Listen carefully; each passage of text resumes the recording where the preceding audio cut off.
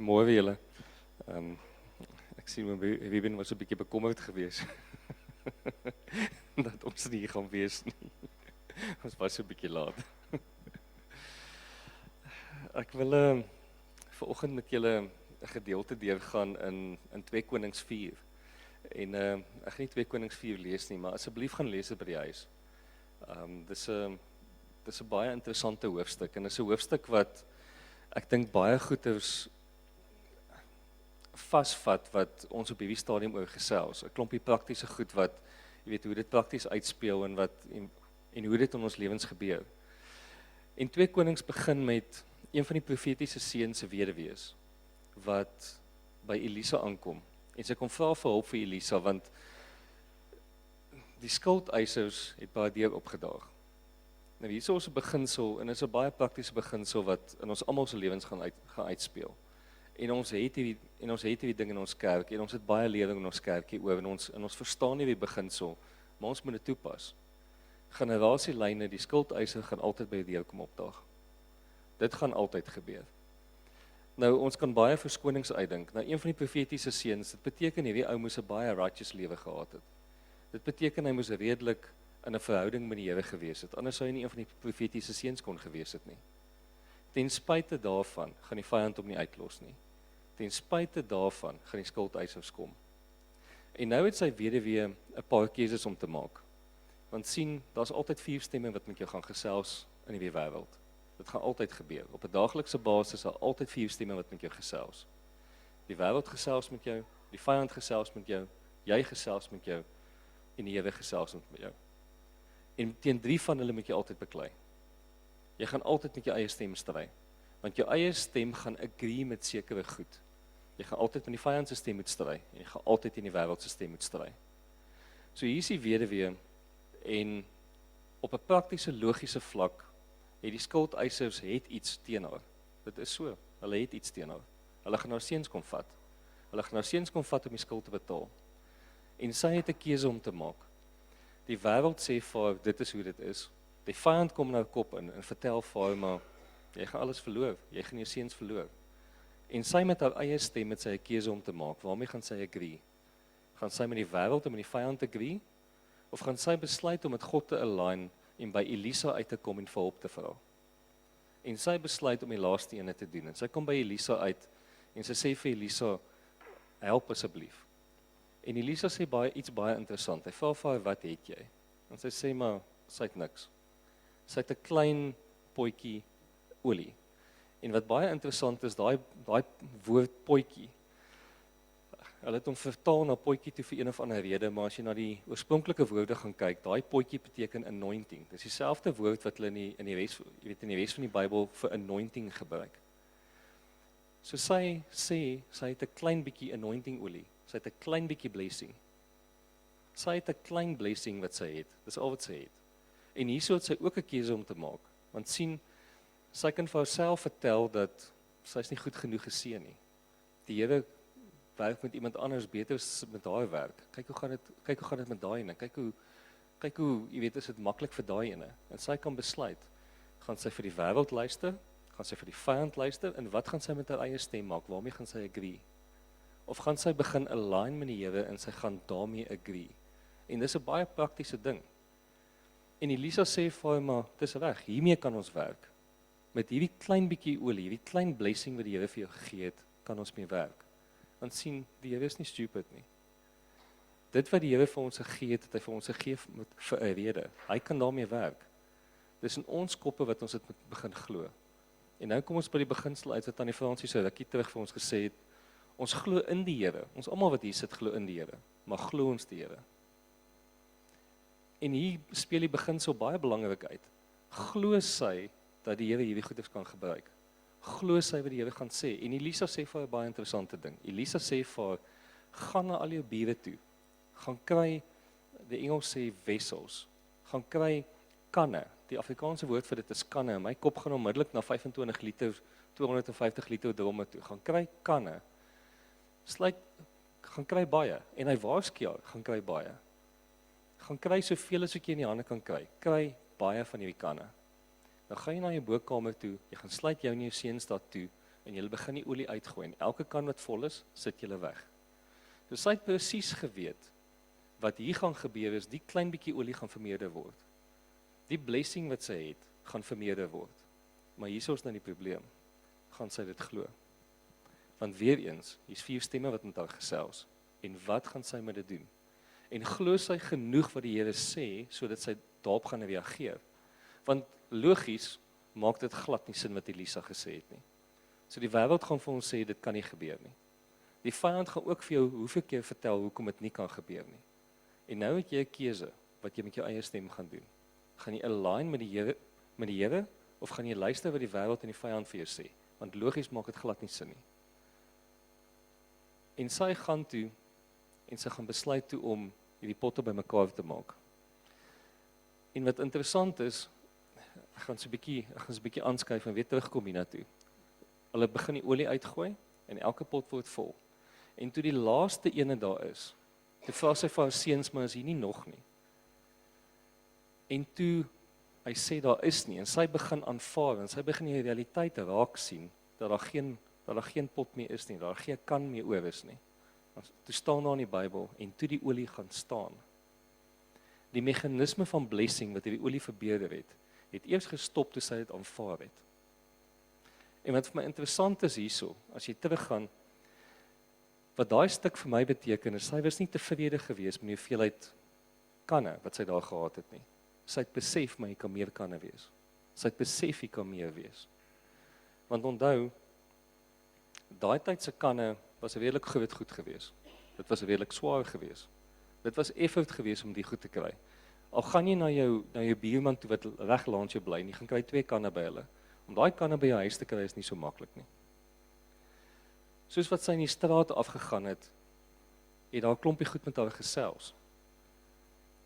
Ek meen, haar vermoë of dit wat sy besluit het, die hoeveelheid effort sy gaan insit in hierdie ding, was direk gekoppel aan die blessing wat die Here op die ou en uitgesit het vir haar.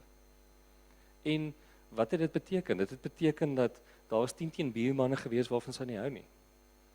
Sy moes ergens besluit het, maar sy gaan met hierdie ouens moet gesels en maar moet gaan sê, jammer, wat ook al tussen ons is, sodat sy by hulle kan leen.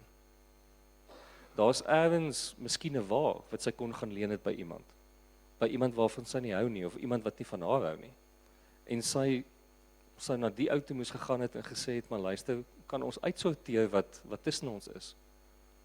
En sy het 'n keuse gehad om die beginsels te begin toepas wat in die woord is. Ek meen, daarso is, daar kon buurmanne gewees het wat sy goed by geleen het en goed gebreek het. Wat nie meer vir haar iets wil leen nie. Sy moes teruggegaan het na hulle toe en 'n restitution gedoen het, sodat hulle weer bereid is om vir haar iets te leen. En in hierdie hele ding was daar stemme gewees wat met haar gesels. Ek meen, sy self kon vir haarself gesê het, maar ek sien nie kans om na daai toe te gaan nie. Ek sien nie kans om aan daai deur te gaan klop nie. Ek sien nie kans om soontoe te gaan nie.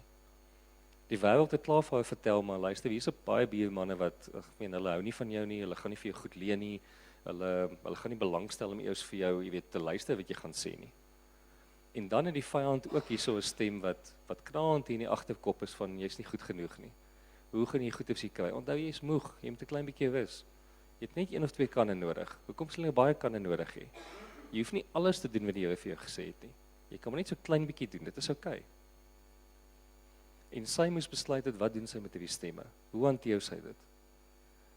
Hoe gaan dit uitspeel? En haar aanvaarding, en wat vir my, voor ek daarby kom, wat vir my baie interessant is van dit, daar was nie tyd aan hierdie gekoppel nie. Die ding wat Elisa vir haar baie spesifiek van die begin af gesê het, dit is gekoppel aan hoeveel kanne daar is. En sy het dit verstaan. Daar was nie tyd daaraan gekoppel nie, daar was niks anders daaraan gekoppel nie. En duidelik het sy die geloof gehad. Nergens in hierdie stuk lees jy, maar haar geloof is nie genoeg nie. Haar geloof is dit, haar geloof is dat gewees. Hierdie hele stuk gaan oor haar gehoorsaamheid en die oorgawe in wat sy die gehoorsaamheid gedoen het. Want sien, ons kan geloof hê in die Here. Maar dit wat hy vir ons sê, kan ons halfhartig doen, want ons glo dit nie regtig nie. Ons glo dit eintlik net 'n bietjie. Ons glo eintlik net 'n stukkie daarvan. En dan is ons ook nie bereid om dit in oorgawe te doen nie. Want die Here sê vir ons baie keer goed wat nie vir ons logies is nie, wat ons breine nie regtig verstaan nie. En ons dink, ag man, dis stupid, wat gaan dit nou saak maak? En dan doen ons dit halfhartig, en ons doen dit nie met oorgawe nie. En dan kom ons ook, soos wat hierdie vrou by laaste kan uitgekom het en gesê het, maar is daar nie nog nie.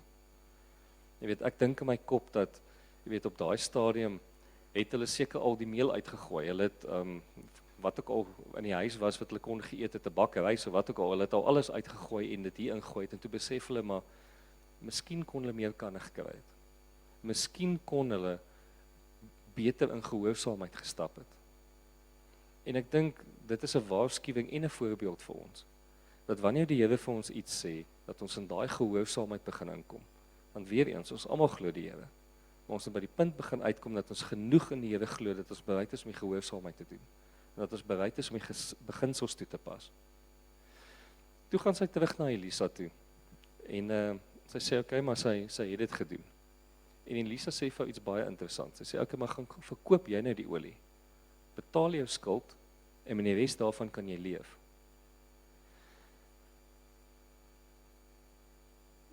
Daar's 'n praktiese aspek met party van die goed wat die Here met ons het, wat ons moet gaan doen.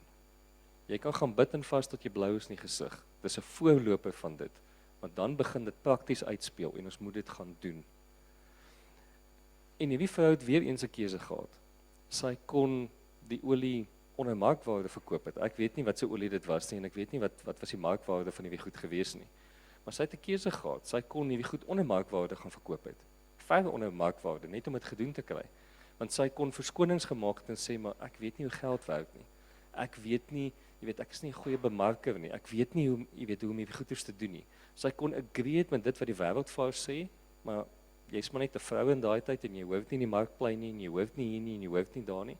Soos wat almal van ons, jy weet, goed het wat die wêreld vir ons sê.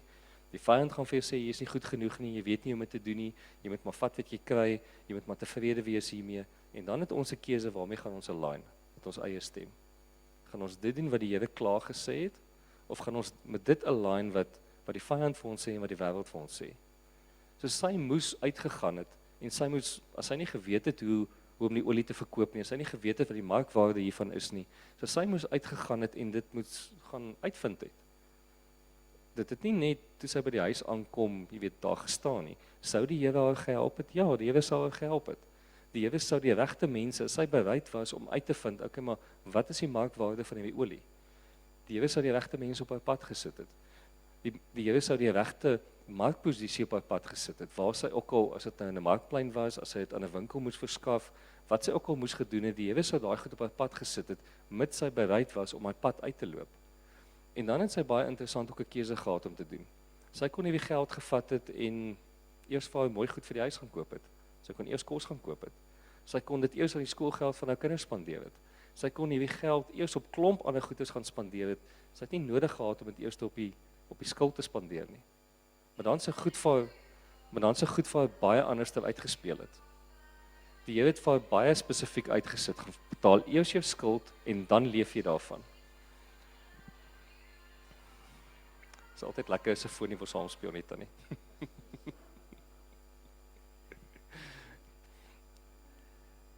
En ek glo die vrou die regte keuse gemaak. Die Bybel sê nie vir ons nie. Maar ek glo die vrou die regte keuse gemaak om die volgorde te volg wat die Here vir haar uitgesit het. En ek dink dit is weer eens 'n baie belangrike voorbeeld vir ons. Wat gaan ons doen? Wat gaan ons doen met ons gehoorsaamheid? Gaan ons dit volg wat die Here dit vir ons uitgesit het? Of gaan ons besluit hoe om gehoorsaam te wees teenoor die Here? En in 2 Konings 5 is daar 'n daadwerklike waarskuwing rondom dit. En eintlik in 2 Konings 5, want in 2 Konings 5 is daar die hoofman van een van die stamme wat naby Israel was. So, eintlik nie hulle hoofman nie, hulle hoofgeneraal het melaats gekry. En die generaal het deur 'n diensmeisie, Israeliese diensmeisie gehoor van Elisa. En sy het vir hom gesê, kom net by Elisa uit, die Here sal jou genees. En hy het na Elisa toe gegaan en toe hy buite Elisa se huis stop, toe stuur Elisa 'n boodskapper uit om vir die ou te gaan sê, gaan was jouself net in die Jordaan, die Here sal jou genees. En die ou vat offense, die ou word kwaad. Want hoe durf hierdie ou nie jouself met my gesels nie? Hy stuur sommer net 'n boodskap uit, want ek is 'n belangrike ou. Hoe durf hierdie ou vir my sê sommer net, gaan was jy net in die Jordaan? Ek meen, daar's baie ander plekke wat ek kan doen, en hy in die Bybel beskryf wat hierdie ou se idee is van genesing, van wat die profeet eintlik aan hom moes gedoen het. Want sien, die ou het besluit hoe gehoorsaamheid lyk. En ons moet versigtig wees in dit. En een van sy diensknegte, die generaal se diensknegte, sê vir hom, maar as die profeet tog met jou gesels het, sou hy dit nie gedoen het nie. Hoekom gaan probeer jy dit nie net nie? En hy gaan was homself toe op die ou einde in die Jordaan, na het hy baie kwaad geword vir die Here en hy word genees. En hier lê die waarskuwing, ons moet pas op dat dit wat die Here vir ons sê en vir ons gee, dat ons dink dit is minderwaardig, dat ons dink dit is nie goed genoeg nie. En dat ons dink, ag, maar dit is maar sinneloos, ons hoef dit nie eintlik te doen nie. Net soos wat die vrou 'n klein bietjie blessing gehad het, en sy het gedink, maar dis nie goed genoeg nie, Here kan niks daarmee doen nie. Net soos wat die generaal het presies geweet wat hy moet doen, en hy het offense gevat, want hy het gedink, maar hy kan dit beter doen. En ons moet baie versigtig wees, want interessant hierso, is dit ons eie stem waarmee ons align. Dis nie noodwendig die wêreld nie, dis nie noodwendig die vyand nie. Dis ons wat besluit, maar ons blessing is nie goed genoeg nie. Dis ons wat besluit, maar die antwoord wat ons kry van die Here, dit wat hy vir ons uitsit, dink ons, ag nee, dit is nie, ek kan dit beter doen. Hoekom sal dit nou werk? En ons het weer eens 'n keuse hierso. Gaan ons glo wat die Here sê, soveel so dat ons dit gaan doen. Al gaan ons stupid daaroor voel, al gaan ons al verstaan ons breine dit nie, want ons klomp goed wat hier in ons agterkoppe vir ons sê, maar dit kan nie wees nie, dit kan nie dit nie, dit kan nie dat nie. En ons selfbeelde is gewoonlik op 'n plek waar, maar ek kan nie nou sien toe gaan nie, wat gaan daai ou van my dink, wat gaan dit gebeur, wat gaan dat gebeur? Is ons bereid om onsself te oorkom, en genoeg daarin te glo dat ons vir die Here gaan luister? Dan, die volgende storie wat in 2 Konings 4 gebeur, is, die Here gee 'n blessing vir 'n vrou in tye van 'n seun. Hy gee vir haar 'n seun, en 'n ruk later, toe die seun bietjie ouer geword het, toe gaan die seun dood. En die vrou kom by Elisa, en sy vra vir hulp. Nou weer eens, hierso is ook die beginsel. Dit beteken nie omdat die Here jou gebless het, en die Here se blessing op jou hand is, die vyand gaan jou uitlos nie. Die vyand gaan probeer doodbring, die vyand gaan kom steel, slag en verwoes. Dis ons werk om dit teen te staan. Maar wat beteken dit? Want hier kom dit by oorwinning in. Dis ons werk om te oorwin teen die vyand. Elisa sê vir sy diensknegt om sy staf te vat en vooruit te hardloop en gefokus te wees. So gefokus te wees dat hy met niemand langs die pad moet gesels nie. Hy moet vergeet van die wêreld, hy moet vergeet van gewone sosiale normes om okay te wees in ander mense se oë. Hy moet vergeet van al die goed. Hy moet hardloop na die seun toe, hy moet sy staf bo op die seun gaan neersit. Gehasie kom terug na Elisa toe en sê, maar dit het nie gewerk nie. Die seun is nog steeds dood. Elisa kom daaraan, hy sluit homself toe in die bokamer, hy bid en hy gaan lê bo op die seun. En hy doen wat die Here vir hom sê. Hy gaan lê bo op die seun. En hy klim af en die seun is nie lewendig nie. Niks gebeur nie. En Elisa stap deur die huis, en hy stap op en af, en hy gaan doen dit weer. En die seun word lewendig. Wat beteken dit vir ons? Ek weet nie wie van julle al in 'n redelike stewige kompetisie iets gewen het nie. Wat legitimately al 'n baie moeilike kompetisie gewen het nie. Ek praat nie van 'n kompetisie wat jy sommer net met luck, 'n ding inskryf en hulle trek 'n ding en jy wen iets nie. Wie al met 'n regtig baie moeilike kompetisie iets gewen het nie. Want sien as jy daar onder 'n moeilike kompetisie al iets gewen het, sal jy verstaan dat niemand gaan vir jou oorwinning op 'n mooi skinkbord gee nie. Niemand gaan dit doen nie. Jy moet veg vir oorwinning. Dit is iets wat jy regtig hard moet veg en dis messy. So ruk terug, ek hou nou maar van fietsen. So ruk terug was daar 'n fietsreis gewees in Frankryk wat hulle noem die Paris-Roubaix. Nou die Paris-Roubaix ry hulle met padfietsen, maar 'n groot gedeelte van die padfietsen gaan oor grond.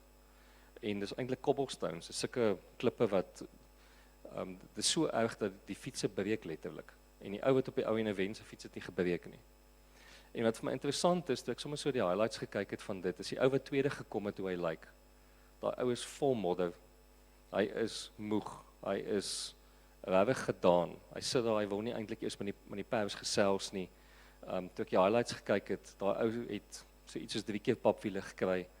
So hy het van sy fiets afgeval. Daar het 'n klomp goed gebeur.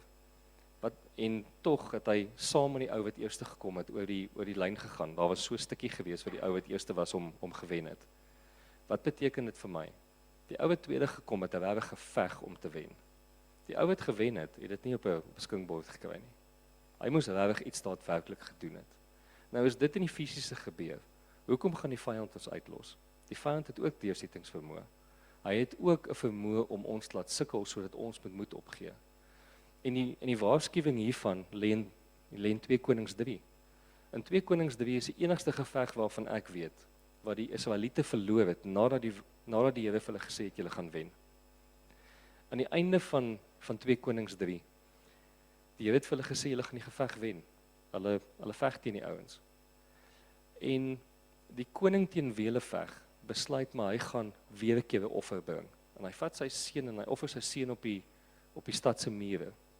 En die Israeliete het na dit gekyk en daar staan en die geveg het hewig geword teen die Israeliete.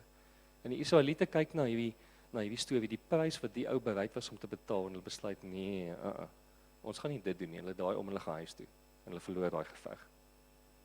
Want hulle was nie bereid gewees om 'n deursettingsvermoë deur te gaan om by die oorwinning uit te kom nie. Die Here het klaar vir hulle gesê hulle het oorwin. Die Here het klaar vir hulle gesê julle het hierdie gekry. Hulle glo in die Here, maar hulle het nie genoeg geglo wat die Here gesê het om dit deur te voer nie. En dis wat ek eintlik vir julle wil los. Oorwinning is nie maklik nie, noodwendig nie. Oorwinning is nie noodwendig mooi en skoon nie. Oorwinning is messy. En ons verwagting partykeer van oorwinning is, jy weet, dit gebeur sommer maar net, ons gaan dit sommer maar net doen. Partykeer moet mense ding deurbid.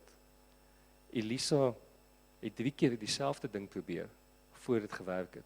Dit beteken nie die Here het die eerste keer verkeerd gehoor nie, maar daar was vir een of ander rede 'n ding in die gees gewees wat hy persistently moes deurgegaan het, dieselfde ding voor daar 'n deurbraak gekom het. In Daniël bid Daniël en na 21 dae kom die engel by hom uit. En vir 21 dae Daniël deurgebid. En die engel sê 'n baie interessante ding van Daniël. Die eerste keer toe hy gebid het, het ek jou gehoor. Maar dit het my 21 dae gevat om deur te veg om by jou uit te kom. Ons verstaan nie altyd hoe die geestelike riem werk nie. Al wat ek vir julle kan sê is dat as die Here 'n ding gesê het, glo ons dit genoeg dat ons bereid is om dit deur te gaan tot die deurbraak gebeur het. En dis eintlik wat ek vandag by julle wil los. Glo ons genoeg in die Here op 'n praktiese vlak dat ons bereid is om hierdie goeders te doen, want ons gehoorsaamheid maak saak. En hoe ons die gehoorsaamheid doen, maak saak. En dit bepaal ook direk wat is ons oorwinning. En ons moet onthou, ons verwagting is nie noodwendig altyd realisties dat dit maklik gaan wees en dat dit net gaan gebeur, want die vyand gaan dit nie vir ons op 'n silwerskinkbord gee nie. Hy gaan kyk of hy ons kan discourage. Hy gaan kyk of hy ons by 'n plek kan uitkry waar ons nie meer energie het nie. Hy gaan kyk of hy ons by 'n plek kan uitkry waar ons bereid is om op te hou, soos die Israeliete in 2 Konings 3. Waar hulle klaar die oorwinning gehad het, maar hulle was nie bereid gewees om dit deur te voer nie. Hulle het omgedraai en geloop. Die vyand gaan ons altyd op daai plek probeer kry, met 4 stemme wat in ons kop is. En ons kan besluit vir watter stem gaan ons luister. Ons kan besluit, glo ons genoeg in daai stem met ons vir dit gaan luister op 'n praktiese vlak en ons gaan dit uitvoer. En dis wat ek het vir ons vandag. En ek wil hê ons moet daaroor dink en dit is vir my 'n baie praktiese ding en ek wil hê julle moet 2 Konings 4 gaan deurlees want dit is ook baie prakties. Dit is 'n praktiese ding wat fisies daar gebeur het en hoe dit gebeur het. Dat wanneer jy sukkel, wanneer daar goed gebeur en ons raak discouraged, dat 'n mens iets prakties het om deur te voer. En dit is baie maklik vir ons om te sê ja, maar die geestelike en die praktiese dis nie heeltemal dieselfde nie. Vir my kom dit alles op dieselfde uit. Ek probeer altyd die Bybel is my praktiese ding en ek probeer die praktiese aspek daarvan kry. Kan ek vir ons bid, julle? Here, ek wil vir U vra dat U ons sal help met die beginsels. dat U ons op 'n praktiese vlak sal help om hierdie goeders uit te loop. Here, dat U ons sal help om die 4 stemme wat in ons kop is, dat ons baie duidelik elkeen kan identifiseer en dat ons kan begin besluit waarmee ons wil agree, Here. Here, en ek wil eintlik sommer net kom vergifnis vra namens myself en ons hele gemeente vir elke stem waarmee ons agree het wat nie van U af is nie. Elke plek wat ons onsself ingesit het waar ons nie gehoorsaam was wat ons dit moes gewees het nie. Here, waar U met ons gesels het en ons het besluit om dit anders te doen, waar ons offense gevat het in U, wat ons het gedink dit is nie goed genoeg nie, Here. Here, ek wil kom vergifnis vra vir dit. En ek wil vir U vra dat U weer met hierdie prosesse met ons sal deurgaan, met elkeen van ons. Here, dat U vir ons die geleentheid sal gee om deur hierdie prosesse te bly gaan tot ons in oorwinning staan. Dat U elkeen van ons sal help om waarlik in oorwinning te kom in elke aspek van ons lewens, Here. Dankie daarvoor, Here. Amen.